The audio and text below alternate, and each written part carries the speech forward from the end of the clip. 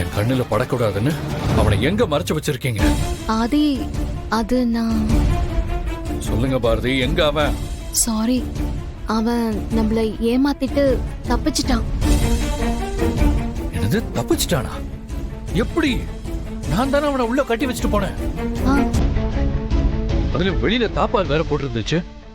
உண்மையா சொல்லுங்க பாரதி, அவனா தப்பிச்சானா இல்ல நீங்க தப்பிக்க வச்சிட்டீங்களா?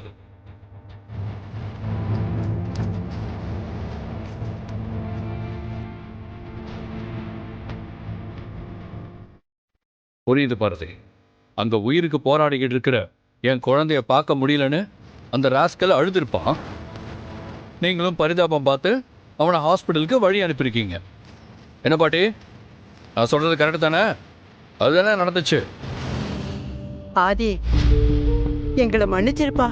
அந்த பாபாச்சுவன் தப்பிச்சு போனதுக்கு பாரதி காரணம் இல்ல, நான் தான். என்னாலதான் அவன் தப்பிச்சு போனான். என்ன பாட்டி சொல்றீங்க? ஆமா தம்பி, நீங்க போனதுக்கு அப்புறம் அவன் குழந்தைய நினைச்சு ரொம்ப அழுதான். மயக்க வர்ற மாதிரி இருக்குன்னு சொன்னான். பார்க்கவே பாவமா இருந்துச்சு. தண்ணி கொடுங்க தண்ணி கொடுங்கன்னு கெஞ்சினான். நான் தான் அவன் தண்ணி குடிக்க அவன் கை கட்ட அவுத்து விட்டேன்.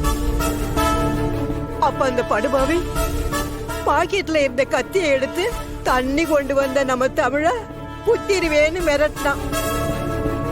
வேற வழி இல்லாம நான் தான் கட்டெல்லாம் அவுத்து விட்டேன். ஏன் பாட்டி, ஏன் அவனுக்கு போய் பாவம் பார்த்தீங்க? அவன் மிஸ் ஆயிடக்கூடாதுன்னு தானே உங்க யாரையுமே இந்த பக்கம் வர வேண்டாம்னு சொன்னேன். இப்படி பண்ணிட்டீங்களே. சரி விடுங்க, அவனை நான் பாத்துக்கிறேன். விடுங்க.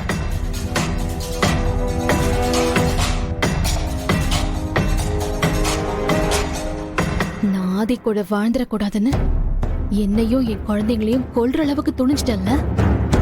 இனிமே நான் உன்னை சும்மா விட மாட்டேன் மித்ரா. என்ன மீறி நீ ஆதியை எப்படி கல்யாணம் பண்றேன்னு நானும் பாக்குறேன்டி. இனிமேதான் இந்த பாரதியோட ஆட்டத்தை நீ பார்க்க போற.